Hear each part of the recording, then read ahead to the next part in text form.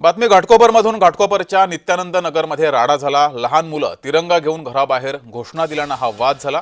मुलांना घोषणा देण्यापासून रोखल्यानं हाणामारी सुद्धा झाली आहे। तर घाटकोपरमध्ये हा प्रकार घडलेला आहे। लहान मुलं तिरंगा घेऊन घराबाहेर घोषणा दिल्यानं हा वाद झाला आणि त्यानंतर हाणामारी सुद्धा झाली आहे। संपूर्ण हाणामारीची दृश्य कॅमेऱ्यात कैद झाली आहे।